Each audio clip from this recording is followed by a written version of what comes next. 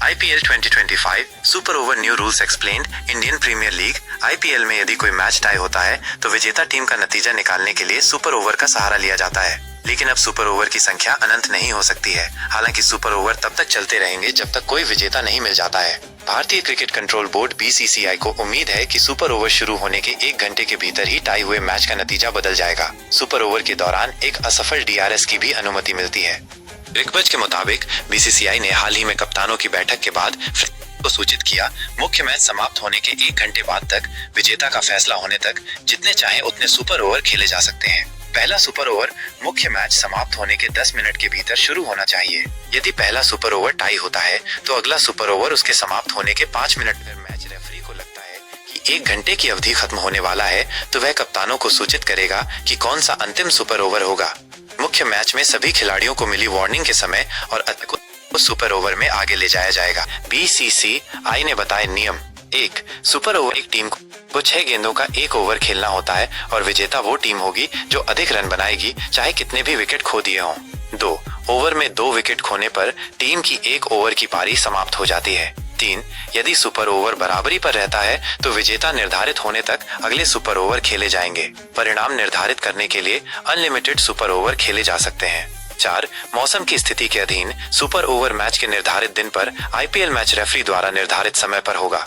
सामान्य परिस्थितियों में ये मैच के समापन के 10 मिनट बाद शुरू होगा। 5. सुपर ओवर पूरा होने तक खेला जाएगा, लेकिन सुपर ओवर के दौरान कोई देरी या रुकावट होती है तो सुपर ओवर या उसके बाद के किसी भी सुपर ओवर को पूरा करने के लिए अतिरिक्त समय आवंटित किया जाता है। मुख्य मैच के बाद सुपर ओवर के लिए बदलाव की अवधि 10 मिनट को उपलब्ध अतिरिक्त समय लागू करते समय ध्यान में नहीं रखा जाना चाहिए। पर ओवर को आवंटित अतिरिक्त समय की मात्रा इनमें से अधिक है। 6. सुपर ओवर मैच के लिए आवंटित पिच पर होगा जब तक कि ग्राउंड अथॉरिटी और IPL मैच रेफरी से अंपायरों द्वारा अन्यथा निर्धारित न किया जाए।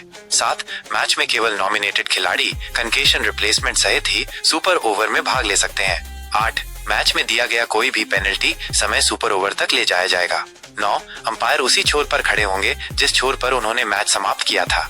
10. मैच में बाद में बल्लेबाज प्रत्येक टीम को प्रत्येक सुपर ओवर में एक अनसक्सेसफुल प्लेयर रिव्यू की होगी।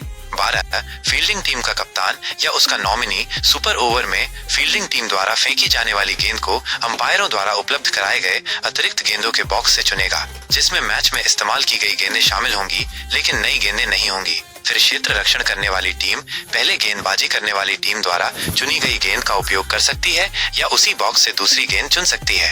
यदि गेंद को बदलने की आवश्यकता है तो मैच में लागू प्लेइंग कंडीशंस सुपर ओवर में भी लागू होंगी। 13. क्षेत्र रक्षण करने वाली टीम को वो छोर चुनना होगा जहां से उसे 1 ओवर फेंकना है। 14. सुपर ओवर उन्हीं फील्डिंग रिस्ट्रिक्शन के साथ जाएगा जैसा कि एक मैच में खेले जाने वाले मैच के अंतिम ओवर के लिए लागू होता है। 15. सुपर ओवर में 2 ओवरों के बीच अंतराल 5 मिनट का होगा। अगर सुपर ओवर टाई हुआ तो क्या होगा? Super over procedure.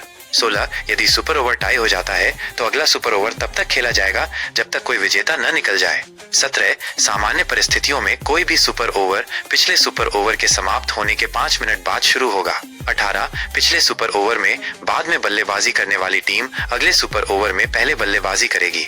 19. पिछले सुपर ओवर में प्रत्येक टीम द्वारा उपयोग के लिए चुनी गई गेंदों का उपयोग उसी टीम द्वारा अगले सुपर ओवर में दोबारा किया जाएगा। 20. फील्डिंग करने वाली टीम को अगले सुपर ओवर में अपना ओवर उसी छोर से गेंदबाजी करना होगा जिस छोर से उसने पिछले सुपर ओवर में गेंदबाजी की थी। 21. किसी भी पिछले सुपर ओवर में आउट होने वाला कोई भी बल्लेबाज अगले सुपर ओवर में बल्लेबाजी करने के लिए अयोग्य होगा। यदि कोई बल्लेबाज सुपर ओवर के दौरान चोटिल हुए बिना रिटायर हो जाता है तो उसकी पारी तुरंत रिटायर आउट के रूप में दर्ज की जाएगी और उसे फील्डिंग कप्तान की सहमति के बाद भी अपनी पारी की अनुमति नहीं दी जाएगी। बल्लेबाज अगले सुपर ओवर में बल्लेबाजी करने के लिए पात्र नहीं। 22. कोई भी गेंदबाज जिसने पिछले सुपर ओवर में गेंदबाजी की हो वो अगले सुपर ओवर में गेंदबाजी करने के लिए अयोग्य होगा। 23. अन्य सभी तरीकों से बाद के सुपर ओवर के लिए प्रक्रिया फिर से शुरू करने की अनुमति नहीं दी जाएगी। बल्लेबाज अगले सुपर ओवर में बल्लेबाजी करने के लिए पात्र नहीं। 22. कोई भी गेंदबाज जिसने पिछले सुपर ओवर में गेंदबाजी की हो वो अगले सुपर ओवर में गेंदबाजी करने के लिए अयोग्य होगा। 23. अन्य सभी तरीकों से बाद के सुपर ओवर के लिए प्रक्रिया प्रारंभिक सुपर ओवर के समान ही होगी। अगर सुपर ओवर पूरा ना हो पाए तो 24. यदि सुपर ओवर या उसके बाद के सुपर ओवर किसी भी कारण से समाप्त होने से पहले ही रद्द कर दिए जाते हैं तो मैच को बराबर घोषित कर दिया जाएगा और बराबर अंक काटे जाएंगे।